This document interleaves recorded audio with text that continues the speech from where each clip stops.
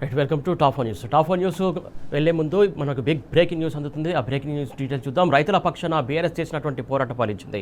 BRS working president KTR వరుస డిమాండ్లకు రేవంత్ సర్కారు తలొగ్గింది.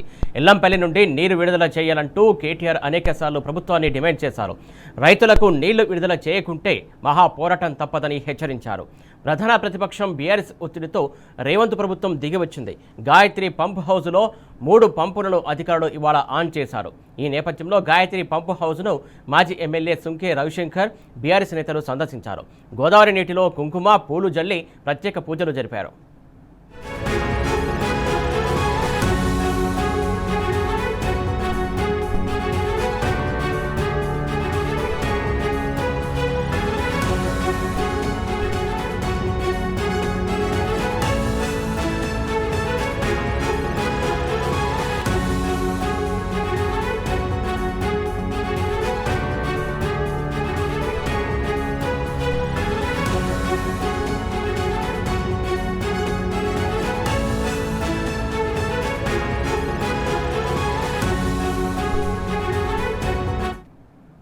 ఇటు గాయత్రి పంప్ హౌస్ ఆన్ చేసి నీళ్లను కిందికి విడుదల చేస్తున్నారు. ఎట్టకేలకు బీఆర్ఎస్ పోరాటం ఫలించింది. ఈ నేపథ్యంలో దీనికి సంబంధించి తాజా అప్డేట్స్ మా కరెస్పాండెంట్ వేణుగోపాలరావు అందించడానికి సిద్ధంగా ఉన్నాడు.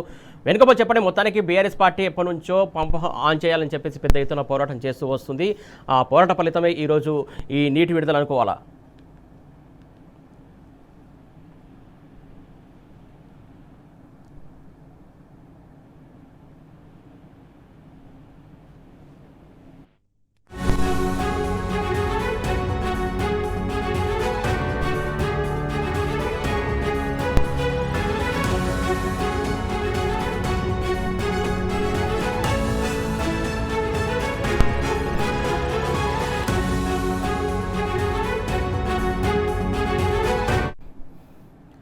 రైట్, ఇవాళ గాయత్రి పంప్ హౌస్ ఆన్ చేసి నీటిని విడుదల చేస్తున్నారు. ప్రధానంగా ఎప్పటి నుంచో బీఆర్ఎస్ ఈ పంప్ హౌస్ ఆన్ చేయాలని చెప్పేసి డిమాండ్తో పెద్ద ఎత్తున పోరాటం చేసింది. ఆ పోరాట ఫలితమే ఈరోజు నీటిని విడుదలకు కారణమని మనకు తెలుస్తుంది. దీనికి సంబంధించి పూర్తి అప్డేట్స్ మా కరెస్పాండెంట్ వేణుగోపాల్ అందిస్తాడు. వేణుగోపాల్, చెప్పండి, మొత్తానికి ప్రధాన ప్రతిపక్షమైనటువంటి బీఆర్ఎస్ ఎప్పటి నుంచో నీటిని విడుదల చేయాలని చెప్పేసి ప్రధానంగా డిమాండ్ చేస్తూ ఫైట్ చేస్తూ వస్తుంది.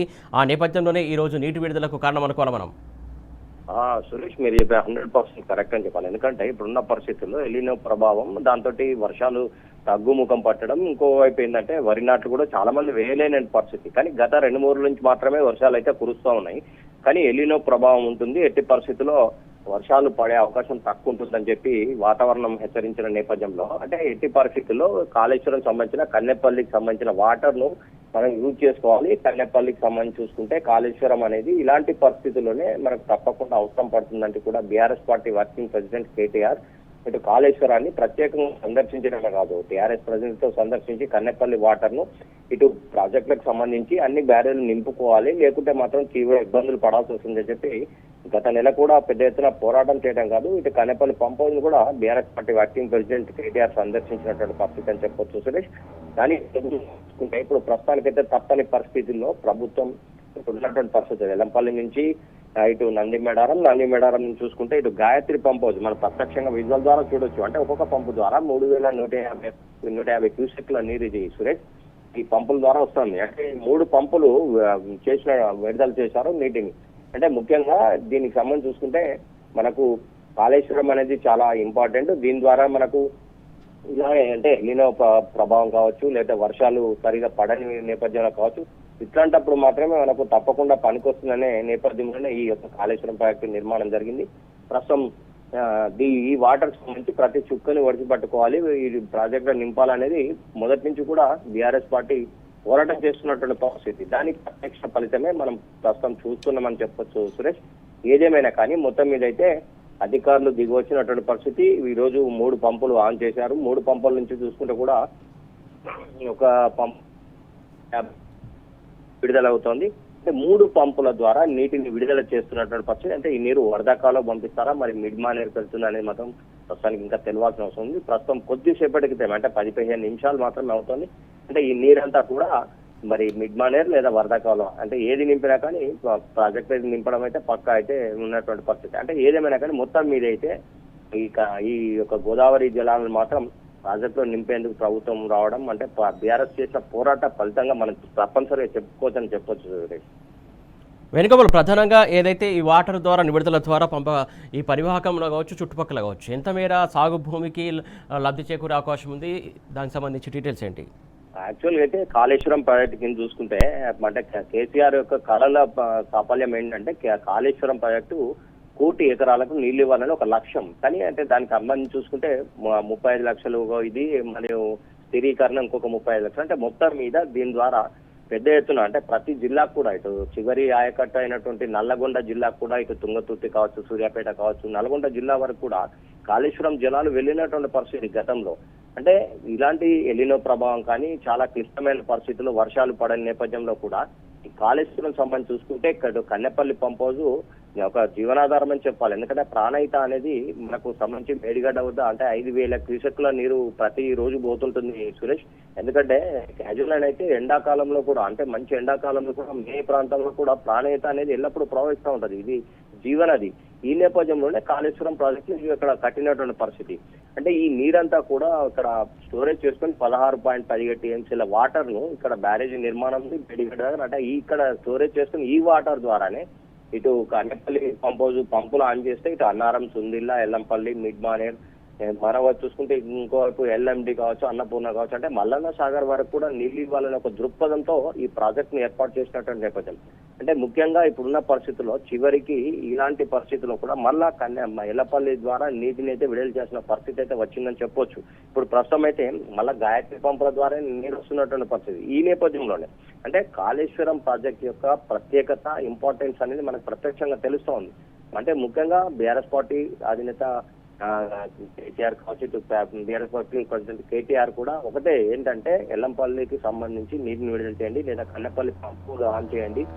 ఎన్నో ప్రభావం ఉంది, రైతాంగం అంతా కూడా ఆకాశం వైపు చూస్తూ ఉన్నారు, నీళ్లు లేవు, ఇలాంటి పరిస్థితులు వస్తాయని ఎన్నడూ కూడా ఆలోచించి ఇలాంటి పరిస్థితుల్లోనే కాళేశ్వరం ప్రజలకు సాగునీరుకు దిక్కవుతుందనే ఉద్దేశంతోనే కాళేశ్వరం ప్రాజెక్టు ఏర్పాటు చేయబడింది. కనుక ప్రతి నీటి చుక్కను ఒడిచిపట్టండి, కన్నెపల్లి ద్వారా నీటిని విడుదల చేయండి అంటూ కూడా గత కొంతకాలంగా బీఆర్ఎస్ పార్టీ పెద్ద ఎత్తున ఉద్యమం చేపడుతుందని చెప్పింది చూసినటువంటి పరిస్థితి.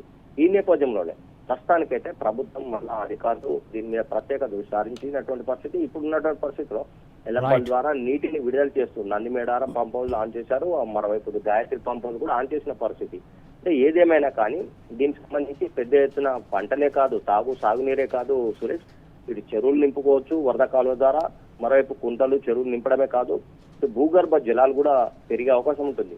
సిరిసిల్ల ప్రాంతం మెట్ట ప్రాంతం అంటే అక్కడ ఈ రాజరాజేశ్వర బ్యారేజ్ పూర్తిగా 27.25 కెపాసిటీ గల కెపాసిటీ ఉంటుంది. 27 టీఎంసీలో ఉన్నటువంటి ఈ మిడ్మానేర్ నిండితే 6 మీటర్ల వరకు కూడా భూగర్భ జలాలు వచ్చినటువంటి పరిస్థితి. అంటే ఒకప్పుడు మెట్ట ప్రాంతమైన సిరిసిల్ల ప్రాంతంలో కూడా భూగర్భ జలాలు పై వరకు వచ్చినటువంటి పరిస్థితి. అంటే ఇంత పర్ఫెక్ట్ గా దీని ద్వారా ఆలోచించి చేసినటువంటి పరిస్థితి.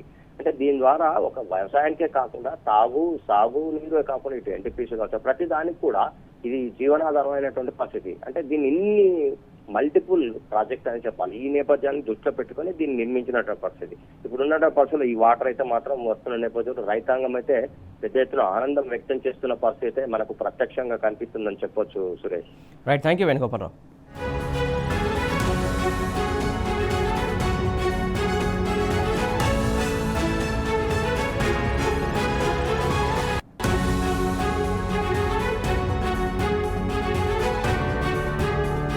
న్యూస్లో ఫస్ట్ టాపిక్ చూసుకున్నట్లయితే సెక్యూరిటీ రివ్యూ పేరిట కాంగ్రెస్ ప్రభుత్వం భద్రతను కుదించడం దారుణమని బీఆర్ఎస్ జనరల్ సెక్రటరీ ఆర్ఎస్ ప్రవీణ్ కుమార్ మండిపడ్డారు. మాజీ ఎమ్మెల్యే పెద్ది సుదర్శన్ రెడ్డికి కూడా సెక్యూరిటీ కుదింపు చేసిందని ఆరోపించారు. పెద్ది సుదర్శన్ రెడ్డికి ఉన్న ఆయుధ లైసెన్సు రెన్యువల్ చేసుకునే అవకాశం లేకుండా చేసిందని విమర్శించారు. ఇక రెండో టాపిక్ చూసుకున్నట్లయితే తెలంగాణ ప్రజలను గాలికి వదిలేసి సీఎం రేవంత్ రెడ్డి ఢిల్లీ చుట్టూ ప్రదక్షిణలు చేస్తున్నాడు. తెలంగాణ ఆత్మ గౌరవాన్ని ఢిల్లీ ముందు తాకట్టు పెడుతున్నాడు. ఒక్క కేసీ వేణుగోపాల్తోనే సమావేశం కావడానికే ముఖ్యమంత్రి, మంత్రులు, ఎమ్మెల్యేలు, పీసీసీ పార్టీ నాయకత్వం అంతా ఢిల్లీకి వెళ్లాల్సిన అవసరం ఏమిటనే ప్రశ్నలు వినిపిస్తున్నాయి. టాప్ 4 న్యూస్లో ఇక థర్డ్ టాపిక్ చూసుకున్నట్లయితే పార్లమెంటు వర్షాకాల సమావేశాలు వేడి పుట్టిస్తున్నాయి. నేటి పేపర్ లీక్ అంశంపై ఉభయ సభల్లో అధికార ప్రతిపక్షాల మధ్య మాటల యుద్ధం కొనసాగుతోంది. యథావిధిగా పార్లమెంటు ఉభయ సభలు వాయిదాల మధ్య సాగుతున్నాయి. ఇక 4వ టాపిక్ చూసుకున్నట్లయితే బంగాళాఖాతంలో తీవ్ర వాయుగుండం కేంద్రీకృతమైంది. అది ఉత్తర ఒడిశా, గంగానది, పశ్చిమ బెంగాల్ ప్రాంతాలపై ప్రభావం చూపిస్తుంది. ప్రస్తుతం పశ్చిమ వాయువ్య దిశగా కదులుతున్న వాయుగుండం ఎఫెక్టుతో 3 రోజుల పాటు రాష్ట్ర వ్యాప్తంగా భారీ వర్షాలు కురిసే అవకాశం ఉంది. ఇక టాప్ 4 హెడ్లైన్స్ ఒకసారి చూద్దాం. రైట్, టాప్ 1 న్యూస్ చూస్తున్నాం. పెద్ది సుదర్శన్ రెడ్డిని రేవంత్ టార్గెట్ చేశాడు. సర్కారు ఒత్తిడితోనే పెద్దికి గుండెపోటు వచ్చిందన్న ఆర్ఎస్పీ. తెలంగాణ ఆత్మగౌరవం ఢిల్లీకి తాకట్టు, పాలన గాలి కొదిలేసి హస్తినంలో రేవంత్ చక్కర్లు.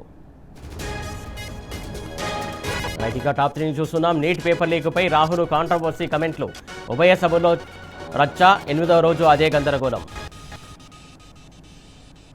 రైట్, ఇక టాప్ 4 న్యూస్ చూస్తున్నాం. బంగాళాఖాతంలో తీవ్ర వాయుగుండం, 3 రోజులు తెలంగాణలో భారీ వర్షాలు. రైట్, ఈ అంశాలకు సంబంధించినటువంటి సమాచారం మా ప్రతినిధులు లివిల్, ప్రదీప్, సురేష్, అరవింద్ ద్వారా తెలుసుకుందాం.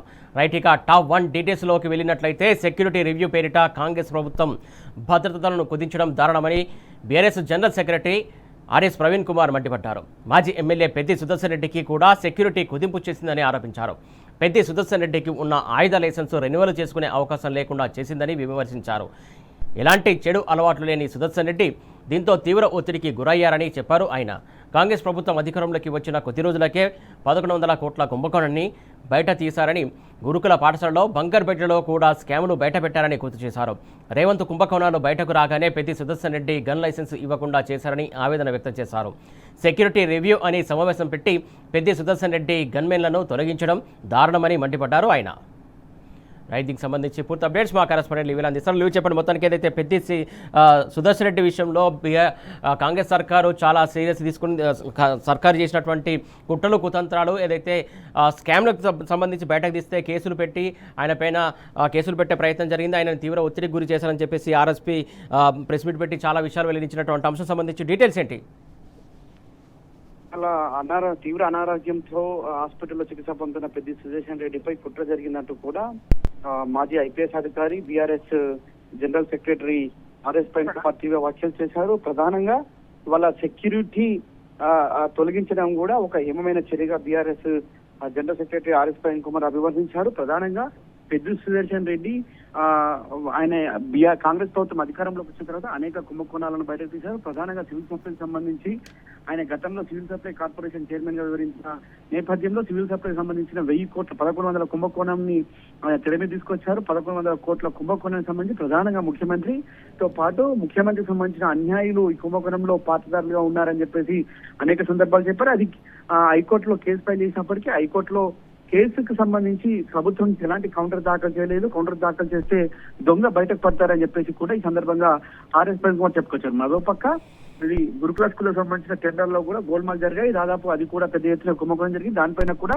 పూర్తి ఆధారాలతో బయట పెట్టారు. ఈ రెండింటిపైన కూడా సెంట్రల్ ఏజెన్సీలకు ఫిర్యాదు చేశారు. ఇటు సిబిసిఐడితో పాటు ఇతర ఈడీ కావచ్చు, ఇతరత్ర సెంట్రల్ ఏజెన్సీలకు కూడా ఫిర్యాదు చేశారు. రాష్ట్ర ప్రభుత్వంలోని దర్యాప్తు సంస్థకు కూడా ఫిర్యాదు చేశారు. ఎలాంటి చర్యలు చేపట్టలేదని చెప్పేసి కూడా చెప్పారు. అయితే పెద్ది సుదర్శన్ రెడ్డికి గత 25 సంవత్సరాలుగా లైసెన్సుల వెపన్ ఉంది. ఆ లైసెన్సుల వెపన్ ను రెన్యువల్ చేయలేదు వాళ్ళ కాంగ్రెస్ ప్రభుత్వం అధికారంలోకి వచ్చిన తర్వాత. అంతేకాకుండా ఆయనకున్న గన్మెన్లను కూడా తొలగించడంతో ఆయన తీవ్ర ఒత్తిడికి లోనయ్యారు.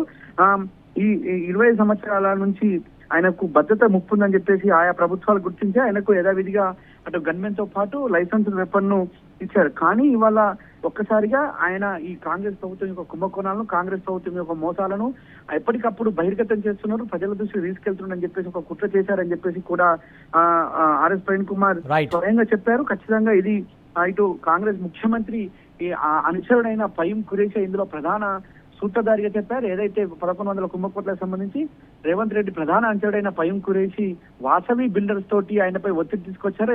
ఎకానమిక్ ఆఫెన్స్ కింద ఆయనపై కేసులు నమోదు చేయించారు. ఆయన అనుచరులని బెదిరించి కేసులు కూడా బుక్ చేయించారని భయభ్రాంతులకు గురి చేశారు. ఖచ్చితంగా ఈ వాసవి బిల్డర్స్ సంబంధించిన అంశంలో ఆర్ఎస్ మన పెద్ది సుదర్శన్ రెడ్డి హస్తం ఉందని చెప్పాలని చెప్పేసి కూడా వారిపై ఒత్తిడి తీసుకొచ్చినట్లు కూడా ఆర్ఎస్ ప్రవీణ్ గారు చెప్పారు. ఇవన్నిటి నేపథ్యంలో ఆయనపై ఒక రకమైన ఒత్తిడి, ఒక రకమైన వేధింపులకు ఈ కాంగ్రెస్ ప్రభుత్వం పాల్పడిందని చెప్పేసి కూడా ఆర్ఎస్ ప్రవీణ్ కుమార్ చెప్పారు. అయితే పయ్యం ఖురేషి ఆయన కేసు పెట్టించాడు. భూ కుంభకోణాలకు సంబంధించిన అనేక అంశాలను కూడా లేవనెత్తడంతో ఆయనపై కక్ష సాధింపు చేసి సెక్యూరిటీ రివ్యూ కమిటీ రిపోర్టు పేరు మీద ఇవాళ సెక్యూరిటీని తొలగించిన అంశాన్ని గుడ్డబద్దలు కొట్టారు. ఇప్పటికైనా యావత్తు బీఆర్ఎస్ లో కావచ్చు, ఇతరత్ర పార్టీల్లో ఉన్న బీఆర్ఎస్ పార్టీకి సంబంధించిన అనేక మంది మాజీ మంత్రులకు, ముఖ్య నాయకులకు సెక్యూరిటీ బ్రీచెస్ ఉన్నాయి కనుక ఖచ్చితంగా సెక్యూరిటీని కొనసాగించాలి. ఇవాళ పెద్ది సుదర్శన్ రెడ్డిపై కుట్ర జరిగినట్లు పూర్తిగా జరుగుతుంది కాబట్టి ఖచ్చితంగా దీనిపై విచారణ జరగాలని చెప్పేసి కూడా ఈ సందర్భంగా డిమాండ్ చేశారు. Suresh, right, thank you level Reddy. Right, ఇక టాప్ 2 న్యూస్ డీటెయిల్స్ చూస్తున్నాం. తెలంగాణ ప్రజలను గాలికి వదిలేసి సీఎం రేవంత్ రెడ్డి ఢిల్లీ చుట్టూ ప్రదక్షిణలు చేస్తున్నాడు. తెలంగాణ ఆత్మగౌరవాన్ని ఢిల్లీ ముందు తాకట్టు పెడుతున్నాడు. ఒక్క కేసీ వేణుగోపాల్తో సమావేశం కావడానికే ముఖ్యమంత్రి, మంత్రులు, ఎమ్మెల్యేలు, పీసీసీ పార్టీ నాయకత్వం అంతా ఢిల్లీకి వెళ్లాల్సిన అవసరం ఏమిటనే ప్రశ్నలు వినిపిస్తున్నాయి. ఈ సమావేశాన్ని హైదరాబాద్లోనే నిర్వహించి ఉంటే లక్షల రూపాయల ప్రజాధనం, ప్రభుత్వ యంత్రాంగం సమయం, భద్రత, ప్రయాణ ఖర్చులు ఆదా అయ్యేవి కదా అని తెలంగాణ ప్రజలు నిలదీస్తున్నారు.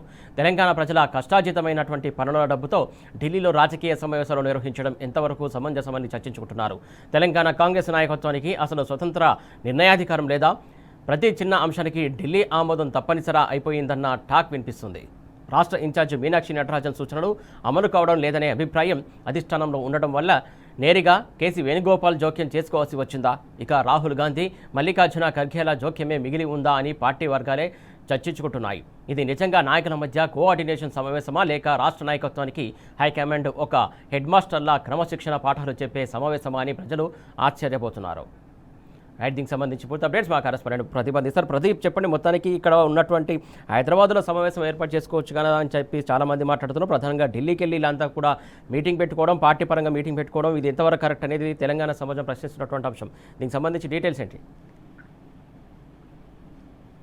పిసిసి కోఆర్డినేషన్ సమావేశం ఈరోజు ఢిల్లీలోని ఇందిరాభవన్లో జరిగింది. అయితే పిసిసి కోఆర్డినేషన్ సమావేశం ఢిల్లీలో జరగడానికి అనేక కారణాలు ఉన్నాయనేది పార్టీ వర్గాలు చెప్తున్నటువంటి అంశం. ఇటీవల 14వ తారీఖున రాష్ట్ర కాంగ్రెస్ వ్యవహారాల ఇన్ఛార్జ్ మీనాక్షి నటరాజన్ తెలంగాణకు వచ్చారు. 4 రోజుల పాటు ఆమె ఇక్కడే పర్యటించారు. అయితే మీనాక్షి నటరాజన్ హైదరాబాద్కు వచ్చిన రోజే ముఖ్యమంత్రి రేవంత్ రెడ్డి ఢిల్లీ వెళ్లారు. ఆమె ఢిల్లీ నుంచి రేవంత్ రెడ్డి తిరిగి వచ్చినా కానీ రాష్ట్ర కాంగ్రెస్ వ్యవహారాల ఇన్ఛార్జ్ మీనాక్షి నటరాజన్తో ఆయన సమావేశం కాలేదు. అయితే ఇక్కడ అంశం పైన కాంగ్రెస్ అధిష్టానం చాలా సీరియస్ గా పరిగణిస్తోంది. అమలుపై కాంగ్రెస్ క్యాడర్ ను అందుబాటులో ఉంచాలి.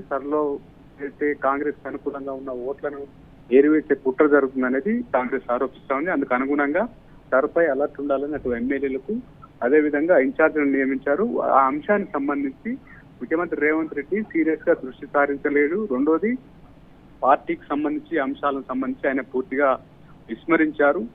నేతల మధ్య సమన్వయం లేదు. ఈ అన్ని అంశాలన్నిటికి సంబంధించి ఆమె ఏదైతే 4 రోజుల పాటు రాష్ట్రంలో ఉన్న సందర్భంగా మంత్రులు, ఎమ్మెల్యేలు, పిసిసి అధ్యక్షులు అదేవిధంగా ఇతర ముఖ్య నేతలతో వరుస సమీక్షా సమావేశాలు అయితే నిర్వహించి ఉన్నారు. అయితే రేవంత్ రెడ్డి ఆమెను మర్యాదపూర్వకంగా కలవలేదు. ఈ సంబంధించినటువంటి అంశాలపైన ఆమెతో కలిసి మాట్లాడలేదు. కనీసం వీళ్ళ సమావేశం కూడా జరగలేదు. అయితే ముఖ్యమంత్రి మీనాక్షి నటరాజన్ ఢిల్లీ వెళ్ళిన తర్వాత జూమ్ సంబంధించినటువంటి అంశం పైన ఏదైతే సంబంధించిన అంశం పైన జూమ్ మీటింగ్ ను ఏర్పాటు చేశారు. ఆ జూమ్ మీటింగ్ లో మీనాక్షితో పాటు ముఖ్యమంత్రి, ఇతర పిసిసి అధ్యక్షులుగా అంత మంత్రులు, ఎమ్మెల్యేలు హాజరైనటువంటి పరిస్థితి. ఈ అంశానికి సంబంధించి అయితే అంశం కావచ్చు, లేదా పార్టీ సంస్థాగత నిర్మాణం కావచ్చు, ప్రభుత్వ పథకాల అమలు క్షేత్రస్థాయిలో వెళ్ళకపోవడం కావచ్చు, నేతల మధ్య సమన్వయం లోపించడం, కాంగ్రెస్ పార్టీలో అంతర్గత విభేదాలు తారాస్థాయికి చేరడం, నిత్యం ఏదో ఒక గొడవతో గాంధీ భవన్ ముందు ధర్నా చేయడం, ఇవి అన్ని అంశాలకు సంబంధించి మీనాక్షి నటరాజన్ కాంగ్రెస్ అధిష్టానానికి ఒక నివేదిక ఇచ్చింది అనేది ప్రధానంగా జరుగుతున్నటువంటి చర్చ. ఏఐసీ సమావేశాల్లో పాల్గొనేందుకు ముఖ్యమంత్రి, పిసిసి అధ్యక్షుడు ఢిల్లీ వెళ్లారు.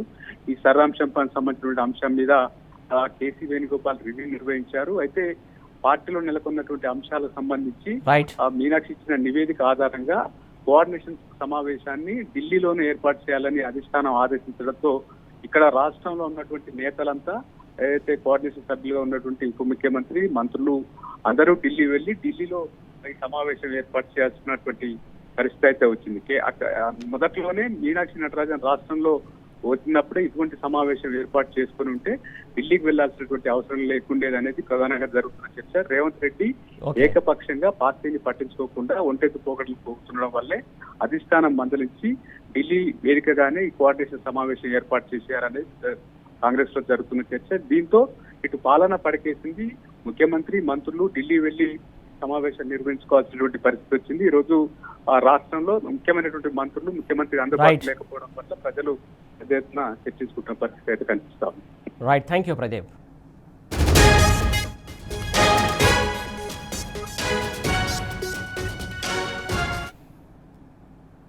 ఇక టాప్ 3 న్యూస్ చూస్తున్నాం. పార్లమెంటు వర్షాకాల సమావేశాలు వేడి పుట్టిస్తున్నాయి. నీటి పేపర్ లీక్ అంశంపై ఉభయ సభల్లో అధికార ప్రతిపక్షాల మధ్య మాటల యుద్ధం కొనసాగుతుంది. యథావిధిగా పార్లమెంటు ఉభయ సభలు వాయిదాల మధ్య సాగుతున్నాయి. నీటి పేపర్ లీక్ అంశంపై రాహుల్ గాంధీ వివాదాస్పద వ్యాఖ్యలు చేశారు. దీంతో సభలో తీవ్ర దుమారం రేపింది. యువత ఆందోళనను దేశ ప్రజలు అర్థం చేసుకున్నారు. వారి సెంటిమెంట్ను అన్ని పార్టీలు గౌరవించాయని రాహుల్ చెప్పారు. ఎన్నో ఆశలు ఆకాంక్షలతో ఉన్నటువంటి విద్యార్థులు పేపర్ లీక్ వంటి ఘటనలతో ఆందోళనకు గురయ్యారు. తీవ్ర వేదనే తర్వాత ఢిల్లీ వేదికగా నిరసనలు చేపట్టారు. శాంతియుత నిరసన చేస్తున్నటువంటి వారిని రెచ్చగొట్టేలా పోలీసులు ప్రవర్తించారని ఆగ్రహం వ్యక్తం చేశారు.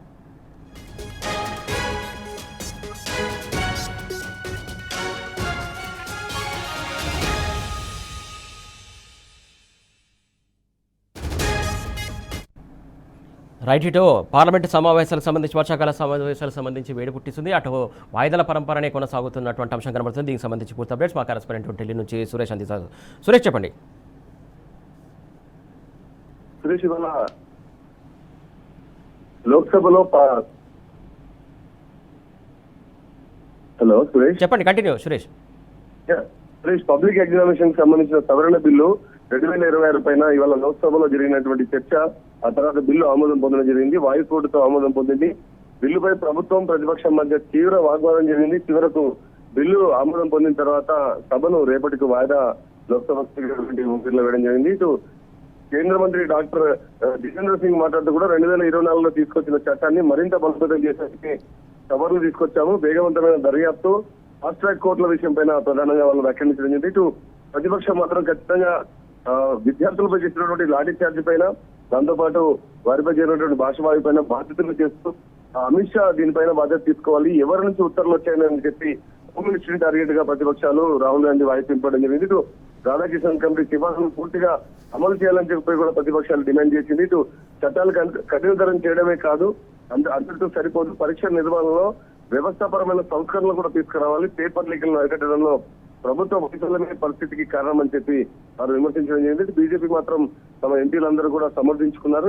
ఎలాగైనా ఇవాళ మాత్రం బిల్లును పార్లమెంట్ లో లోక్సభలో ఆమోదించుకోవడం జరిగింది. చర్చలో మరో అంశం, బిల్లుపై చర్చ జరుగుతున్న సమయంలోనే జంతర్ మంతర్ లో విద్యార్థుల నిరసన, అలాగే రాహుల్ గాంధీ చేసిన ఆరోపణల మధ్యనే సభను 10 వాయిదాలు వేసినటువంటి పరిస్థితి కనపడింది. అయినప్పటికీ కూడా బిల్లును కేంద్ర ప్రభుత్వం ఆమోదించుకోవడం జరిగింది. ఇటు రాజ్యసభలో మాత్రం జంతర్ మంతర్ విద్యార్థుల ఆందోళనపై పోలీసుల చర్య అంశంపైనే ప్రధానంగా కొనసాగుతున్నటువంటి చర్చ. అమిత్ షా సభలో ప్రకటన చేయాలని చెప్పి రాజ్యసభలో పట్టుకోవడం జరిగింది. ఇటు జంతర్ మంతర్ వద్ద విద్యార్థులపై జరిగిన పోలీసుల చర్యపై చర్చ విషయం పైన స్పష్టత కేంద్రం వెంటనే ఇవ్వాలని చెప్పి పట్టుకోవడం జరిగింది. అయితే లోక్సభలో మాత్రం అమిత్ షా లేకుండానే రాహుల్ గాంధీ ప్రసంగం కొనసాగింది.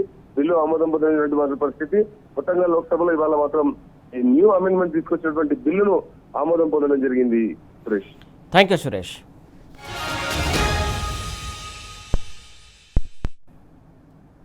రైట్, ఇక టాప్ 4 న్యూస్ డీటెయిల్స్ చూస్తున్నాం. బంగాళాఖాతంలో తీవ్ర వాయుగుండం కేంద్రీకృతమైంది. అది ఉత్తర ఒడిశా, గంగానది, పశ్చిమ బెంగాల్ ప్రాంతాలపై ప్రభావం చూపిస్తుంది. ప్రస్తుతం పశ్చిమ వాయువ్య దిశగా కదులుతున్నటువంటి వాయుగుండం ఎఫెక్టుతో 3 రోజుల పాటు రాష్ట్ర వ్యాప్తంగా భారీ వర్షాలు కురిసే అవకాశం ఉంది. అటు నైరుతి రుతుపవనాలు చురుగ్గా కదులుతున్న నేపథ్యంలో భారీ వర్షాలు పడతాయని వాతావరణ శాఖ అధికారులు తెలిపారు. గడిచిన 24 గంటల్లో మెదక్, ములుగు, జయశంకర్, భూపాలపల్లి జిల్లాల్లో అక్కడక్కడ భారీ వర్షాలు కురిశాయి. ములుగు జిల్లా ఏటూరు నాగారంలో అత్యధికంగా 9.64 సెంటీమీటర్లు, మెదక్ జిల్లా చేగుంటలో 8.11 సెంటీమీటర్లు, మెదక్లో 7.68 సెంటీమీటర్లు, శంకరంపేటలో 6.71 సెంటీమీటర్లు, జయశంకర్, భూపాలపల్లి జిల్లాలో పాలెంలో 6.90 సెంటీమీటర్లు, భద్రాద్రి కొత్తగూడెం జిల్లా అశ్వరావుపేటలో 6.14 సెంటీమీటర్ల చొప్పున వర్షపాతం నమోదైనట్టు వివరించారు. బుధవారం ఆదిలాబాద్, కొమ్రంభీం, ఆసిఫాబాద్, మంచిర్యాల, నిర్మల్, నిజామాబాద్, జగిత్యాల, వికారాబాద్, సంగారెడ్డి, మెదక్, కామారెడ్డి జిల్లాలో అక్కడక్కడ భారీ వర్షాలు కురిసే అవకాశం ఉన్నదని, గురు శుక్రవారాల్లోనూ బలమైన గాలులతో కూడినటువంటి వర్షాలు కురుస్తాయని వాతావరణ శాఖ అధికారులు వెల్లడించారు. రైట్, దీనికి సంబంధించి వెదర్ అప్డేట్స్ సంబంధించి మా కరెస్పాండెంట్ అరవింద్ అందిస్తాడు. అరవింద్, చెప్పండి, మొత్తానికి తెలంగాణ వ్యాప్తంగా కూడా వర్షాలు పడుతున్నటువంటి సిచ్యువేషన్ చూస్తున్నాం. లేటెస్ట్గా వాతావరణ శాఖ ఏం అప్డేట్ ఇస్తుంది?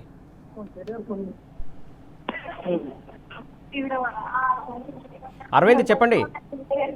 రైట్, ఏదైతే చూసుకుంటే ఇప్పటికే దాదాపుగా తెలంగాణ రాష్ట్రంలో కూడా వాయుగుండ కారణంగా కూడా అనేక ప్రాంతాల్లో కూడా వర్ష తీవ్రత కూడా ఎక్కువగా ఉందంటూ కూడా వాతావరణ అధికారులు స్పష్టంగా హెచ్చరికలు జారీ చేశారు. ప్రధానంగా అటు ఉత్తర తెలంగాణ వైపు కానీ అటు ఈశాన్య తెలంగాణ వైపు కానీ ఆ ప్రాంతాల్లో కూడా భారీ వర్షం కూడా చోటు చేసుకుంది. దాదాపుగా 3 రోజుల పాటు కూడా ఇదే వాతావరణం కూడా కంటిన్యూ అయ్యే అవకాశాలు కూడా ఎక్కువగా ఉన్నాయని కూడా వాతావరణ అధికారులు స్పష్టం చేశారు. ప్రజలందరూ కూడా అప్రమత్తంగా ఉండాలి.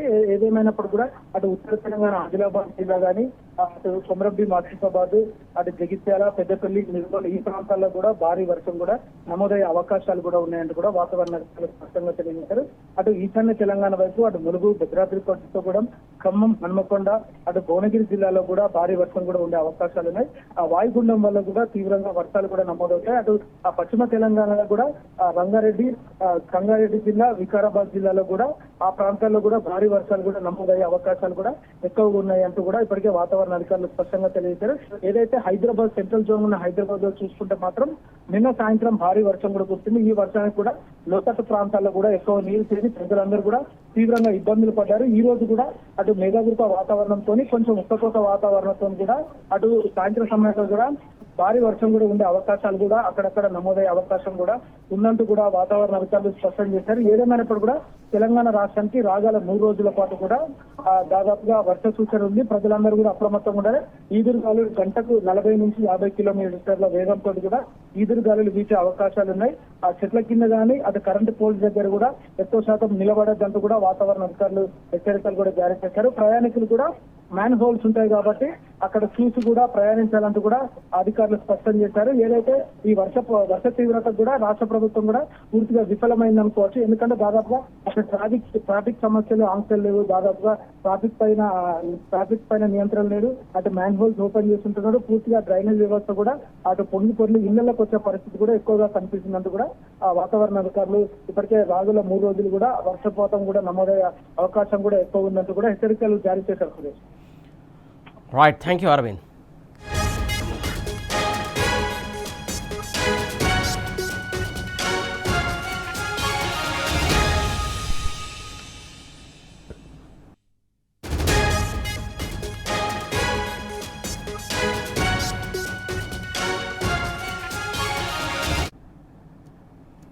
రైట్, ఇవి ఇవాటి top 4 news updates. Keep watching T news.